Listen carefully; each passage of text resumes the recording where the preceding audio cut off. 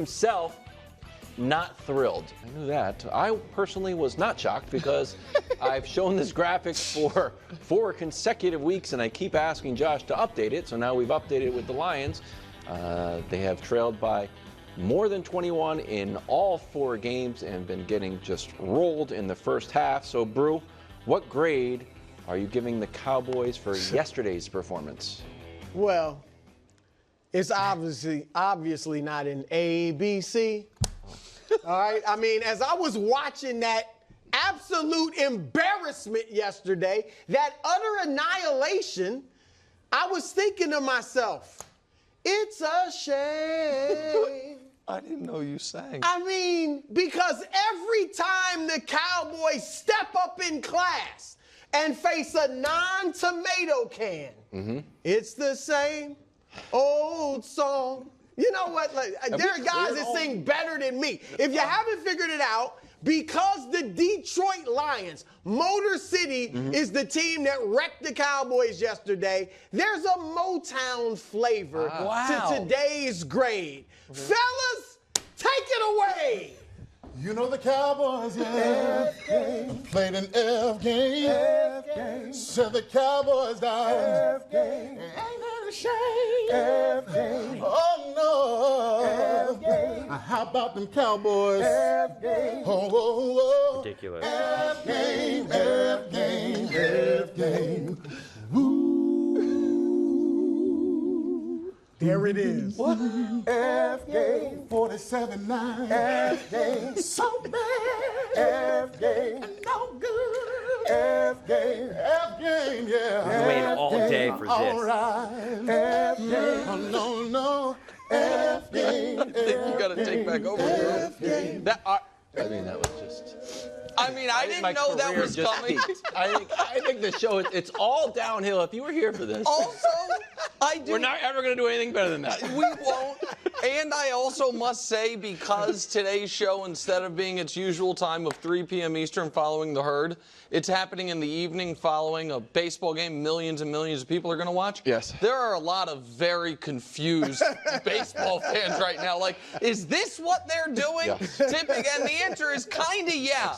All right. So, if I may pivot to the game itself. It was a disgraceful performance. It was a disgraceful performance start to finish. And I have to give credit where it's due. One of my colleagues has been hammering this point, and I have been... Little old me? He has made it a big part of his brand, and it pains me to ever say this person was right. It absolutely pains me beyond belief to say this person was 100% right when they talked about the Cowboys getting blown out at home, and we can show you the numbers because it's historic. The Cowboys, this is the last 50 years. That's not good. Most points allowed in a 4-game stretch at home. Wow. I know every game wasn't. Those probably all weren't blowouts. No. And so again, and those were the Cowboys. The Ravens game, I guess, wasn't a blowout, but they were being blown out early. Right. But again, 42 points a game is what they're allowing at home.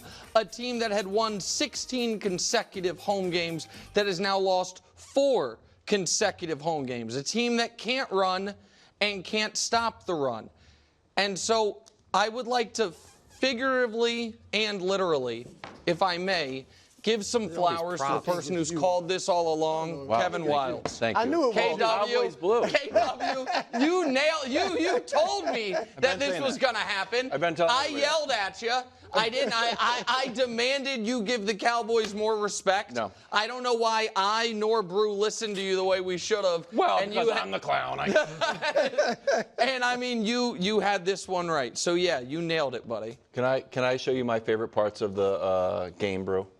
Yeah. Because we were saying we were sort of setting up this game as a revenge game because Dan Campbell and the Lions were still mad, and someone on the set, not saying who it was like, why do you keep showing this gosh darn play again with the spot shadow? I'm like, this is the story. The Lions are still mad. Yes. So first play of the game, Dan Skipper reports eligible right away, first play of the game, a.k.a. telling the Cowboys, by the way, if you didn't think we're still mad, we are still mad. Then it's 34-9, like, you know what, now let's open up the playbook.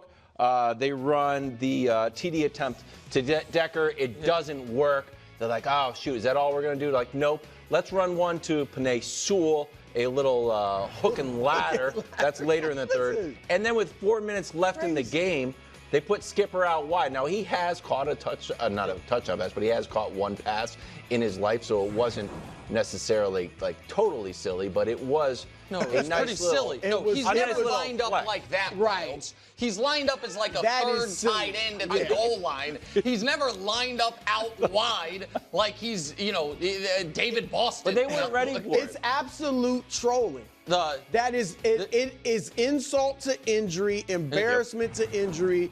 And look, Nick, honestly, and I doubt you disagree, they could have scored 60 points.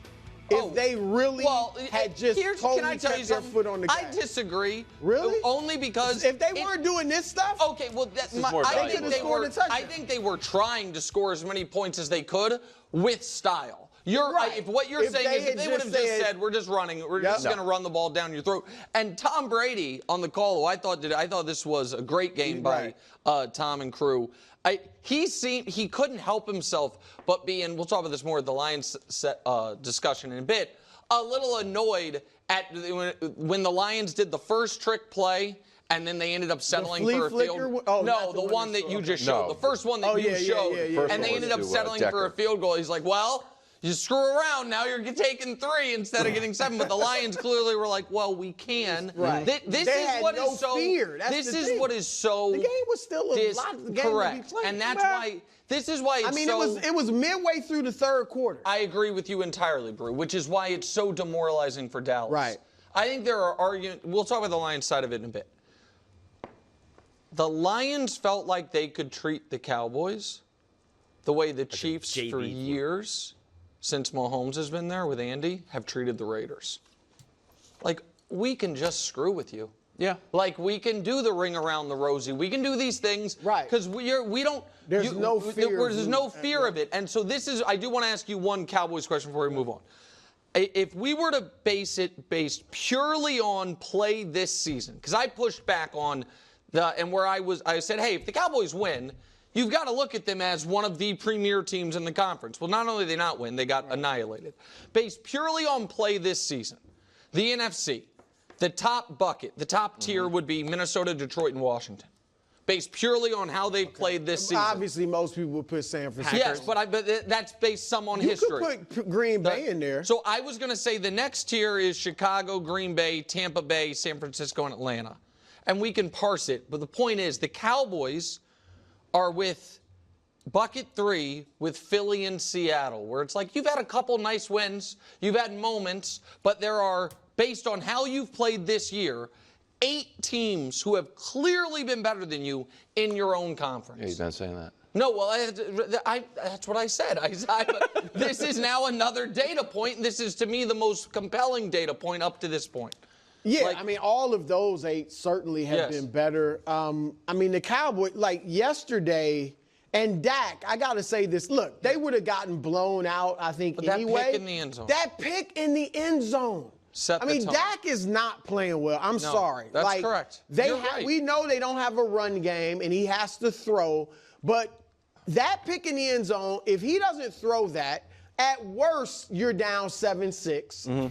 You might be up 10-7. And who knows? And who knows? Again, I think Detroit would have won. Maybe it wouldn't have been as a rout like it was, but instead of being up possibly 10-7, you go down 10-3, and then quickly another 3 and out, and it's 17-3. Yeah. And that was the game. At that point, you knew it was over. And then, of course, later in the game, he threw another pick. Like, Dak is playing poorly, and that was an embarrassment because, as you said, they trolled him. Yeah. They completely trolled him like we can do whatever we want. All right, let's see. Okay, let's talk about this because I've been on this. I've been banging this drum all season. And Nick has defended the Cowboys and Dak Prescott. And you guys have kept calling me a hater and all of this just because I was too soon to the party. But now Nick is saying it. And Nick has been a true defender of Dak and Nick. Of Dak and Dallas. And now he's saying it. So is Nick being a hater now? Is Nick being biased because we know he loves the Cowboys and Dak Prescott? Now he's even saying Dak has not been playing well. And the Dallas Cowboys, just in the NFC alone, have 8 teams above them. And again, take away some of the injuries, Dak is still playing fundamentally bad. He's making bad throws. He's throwing inaccurately, right? Like he's making bad reads. That's just the reality. That has nothing to do with the lack of run game or not having more weapons or any of those things. It's just not. If he was constantly under pressure and was running for his life and there was just no one ever open and he just had to keep forcing the ball down the field or just forcing the ball, then I could, in tight windows, then I could understand. Then you could start to make those arguments. Like, what do you want Dak to do? There's nowhere for him to throw the ball. But that's not the case. He's making bad throws, bad interceptions. And this is what I said in a previous video as well. Because a lot of people got mad at me and said, the Dallas Cowboys are a great team. You're wrong. When everybody was celebrating the Browns win, even before the season. And now people are saying, well, Dak doesn't have any support. What do you want him to do? And it's like, but I said that going into the season, that you don't have any weapons. You didn't get better. You didn't improve your run game. You didn't get other weapons for Dak. So therefore, you're not going to be that good of a team.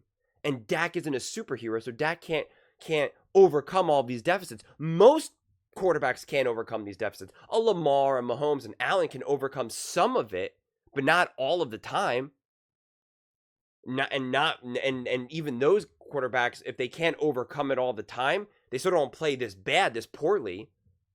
Like again, we know that Nick would explain it away. We know if Nick was really like, hey, they have no run game, they have no weapons, what do you want Dak to do? We know he would defend him. But he's saying Dak is objectively playing poorly. Like, that's just the reality. And again, even Tom Brady said the same thing. He goes, I know there were some injuries, but Dallas is just playing bad. Right?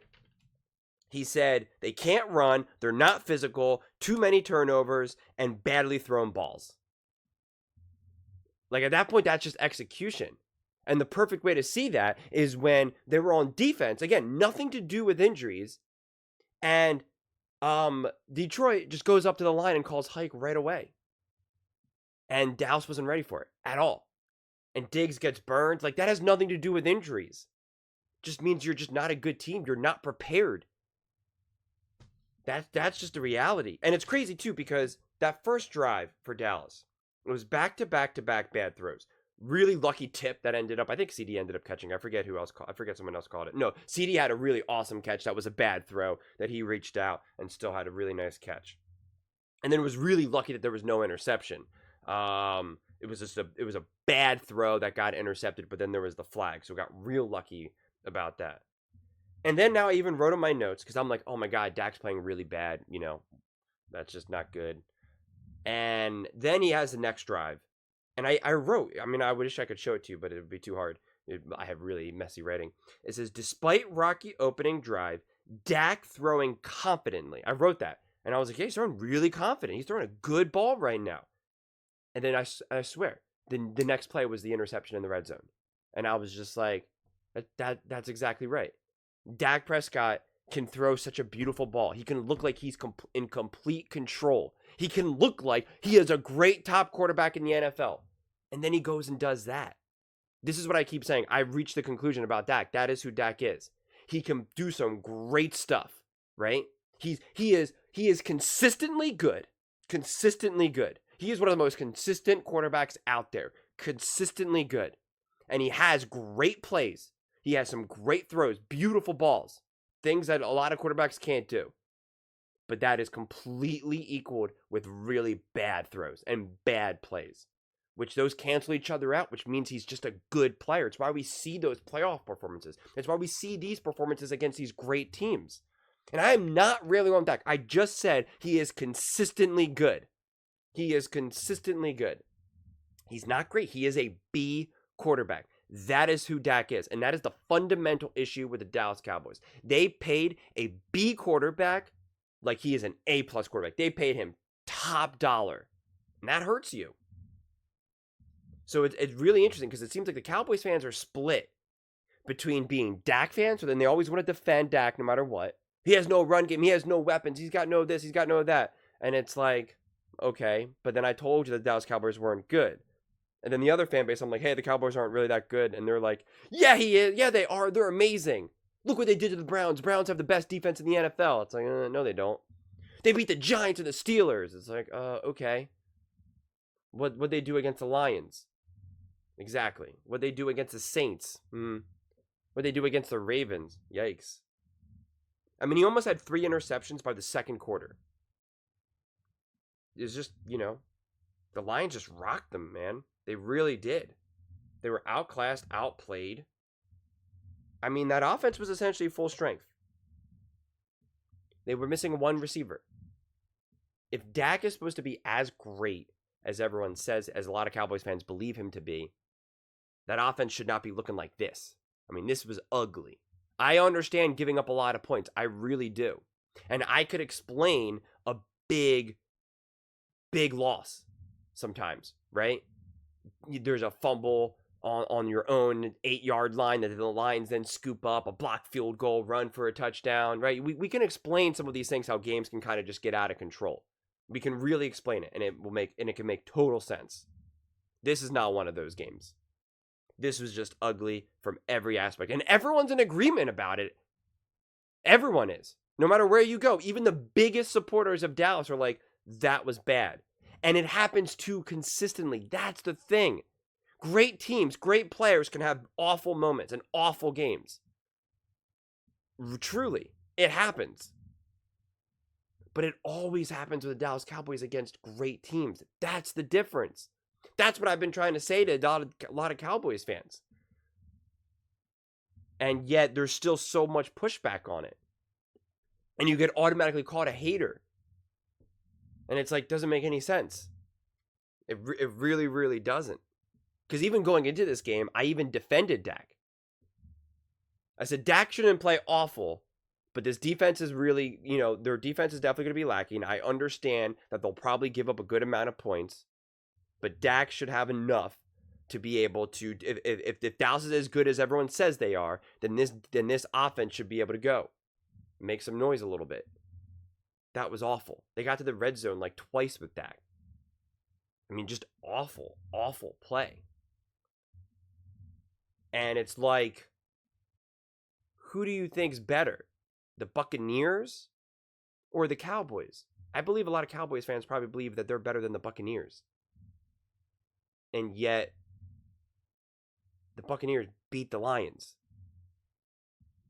So, there you go.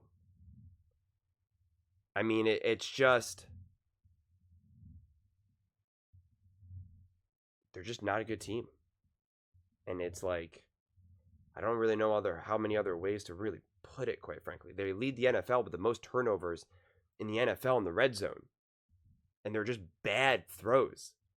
Like, again, that's not having enough weapons. That's not just not having a run game. That's just bad execution and bad play. There's just really no other way to look at it. Tom Brady even just said, he said, when they play good teams, they just can't compete. I mean, those were his exact, I wrote it down. Those were his exact words. I mean, he was stunned how bad Dallas was. Yeah, Dak, 17 for 33, 178 yards, 5.4 yards per attempt, 0 touchdowns, 2 interceptions, and a 42 rating. I mean, even Dallas, because I think a lot of defenders of Dallas will say, well, we had a lot of injuries and whatnot. But even Vegas had the spread like 3.5, whatever it was exactly. So even Vegas was like, hey, we don't believe Detroit to be this great of a team, and we don't believe Dallas to be that bad of a team. Despite some of those injuries. Because again, that's also what Tom Brady said, and that's why it was great that Tom Brady did this game. Because Tom Brady was like, I understand that there's some injuries, but there's really no excuse for a game like this. Right? Like, he wasn't like, yeah, these were injuries. What are you going to do? He was like, I mean, this is just bad ball. I mean, and he said it. He tried to not say it. He then tried to like favor just more about what the Lions were doing. But I said this too. The Lions were out for revenge. And that much was obvious. And honestly, the Cowboys just had zero chance. And so I agree with Nick that I see Dallas and Philly kind of in the same basket together. Dallas is just not good enough right now. They don't have the pieces. And the Eagles have the pieces, but they're just so badly coached. And then you have the Commanders. The Commanders have leapfrogged both Dallas and Philly right now. Their quarterback is playing better. They have the better offensive mind out of all of those teams in Cliff Kingsbury. They're better coached and better prepared. The Commanders are always ready to play. The Cowboys clearly are not. And the Eagles, it's like a coin flip. And mostly never, honestly. Like a 75-25% coin flip. And the only reason why they're able to get away is because they have a Saquon and AJ and Devontae. They have so many good pieces. But their good pieces go down and they fall apart. But again, a lot of Cowboys fans were laughing at what happened to the Philadelphia Eagles against the Buccaneers when they had all their injuries, when they actually were missing their version of the CD Lamb, and they were missing their offensive line, and they were missing Devontae as well. They were missing multiple parts, and they were all making fun of Jalen Hurts, and yet they played better versus the Buccaneers than the Cowboys played versus the Lions. And the difference is that the Eagles were on the road, the Cowboys were at home, and the Buccaneers beat the Lions.